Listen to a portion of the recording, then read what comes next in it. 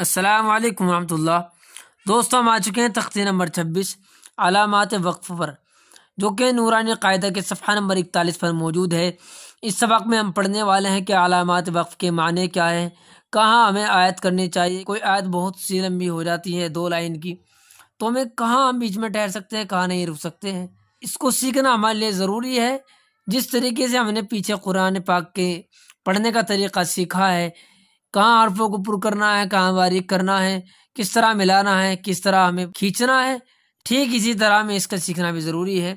شروع کرتے ہیں۔ بسم اللہ الرحمن الرحیم۔ تختی نمبر 26 علامات وقف، یعنی قرآن پاک پڑھتے پڑھتے کس طرح ٹھہرے اور کہاں نہ ٹھہرے، اس کے لیے نیچے لکھی ہوئی علامات قرآن مجید میں جگہ جگہ بنی ہوئی ہے، اسی کے موافق وقف کرنا چاہیے۔ علامات وقف کے معنی ہیں نشانات، ہندی میں کہہ سکتے ہیں چنہ۔ وقف کے معنی ہے ٹھہرنا، یعنی ٹھہرنے کے نشان۔ قرآن مجید میں جگہ جگہ یہ نشان بنے ہوئے آتے ہیں۔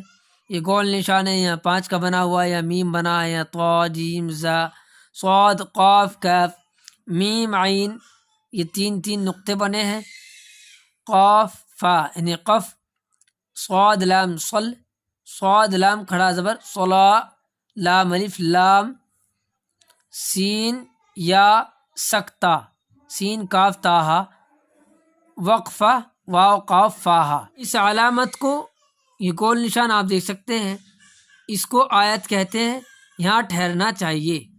یہ 5 کا بنا ہے، جیسے ہم یہ مثل آیت کے حکم کے ہے، ٹھیک ہمیں اسی طرح اس پر بھی ٹھہرنا چاہیے۔ میم، یہ وقف لازم کی علامت ہے، اس پر ٹھہرنا ضروری اہم ہے، یعنی اس پر ٹھہرنا بہت ہی ضروری ہے۔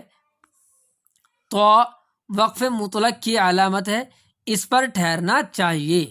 جیم، وقف جائز کی علامت ہے، یہاں ٹھہرنا بہتر ہے۔ زا، یہاں ٹھہرنے کی اجازت دی گئی ہے۔ صاد، یہاں ضرورت کے وقت ٹھہر جائیں تو رخصت نہیں، یعنی ہم قرآن شریف پڑھ رہے ہیں یا پارہ پڑھ رہے ہیں، آیت بڑی ہے 2 لائن کی ہے، تو وہاں ہم ایک سانس میں نہیں پڑھ سکتے۔ اگر ہمیں لگتا ہے کہ ہمارا سانس ٹوٹ جائے گا اور آگے کہیں صاد بنا ہوا ہے لفظوں کے بیچ میں، تو ہمیں وہاں سانس چھوڑ دینا چاہیے۔ قاف، یہاں ٹھہرنے میں کوئی حرج نہیں ہے۔ کاف، اس کا مطلب یہ ہے کہ پچھلی آیت میں جو علامت آ چکی ہے وہی یہاں بھی ہے۔ میم عین یعنی مع، یہ معانقہ کی علامت ہے۔ 2 جگہ 3 نقطے لکھے ہوئے ہوتے ہیں، ان میں سے ایک جگہ ٹھہریں اور ایک جگہ ملا کر پڑھیں، یعنی ایک آیت ہے اس میں 6-7 الفاظ ہے، اور ایک الفاظ کے بعد 3 نقطے آ گئے، پھر 2-3 الفاظ کے بعد 3 نقطے آ گئے، تو پہلے نقطے میں ہم اگر ٹھہر گئے تو دوسرے جو نقطے آئیں گے 3، وہاں ہمیں ملا کر لفظوں کو ادا کرنا ہوگا۔ قف، یہاں ٹھہرا جائے تو کوئی حرج نہیں۔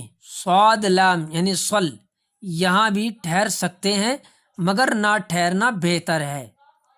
صلا، یہاں ملا کر پڑھنا چاہیے۔ لام الف، یہ علامت کہیں آیت پر ہوتی ہے، یہاں ٹھہرے یا نہ ٹھہرے مطلب نہیں بگڑتا۔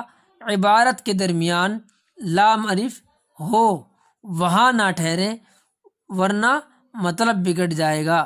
اس کا مطلب یہ ہے، یہ لام الف اگر الفاظوں کے بیچ میں آ گیا تو وہاں ہمیں نہیں ٹھہرنا چاہیے، ورنہ معنی بگڑ جائیں گے۔ جس طرح یہ گول آیت ہے، اس کے اوپر بھی بعض مرتبہ لام الف آ جاتا ہے، تو وہاں آیت کے حکم سے ہم ٹھہر سکتے ہیں۔ سین یا سکتہ، یہاں تھوڑی دیر آواز بند کریں مگر سانس نہ ٹوٹنے پائے۔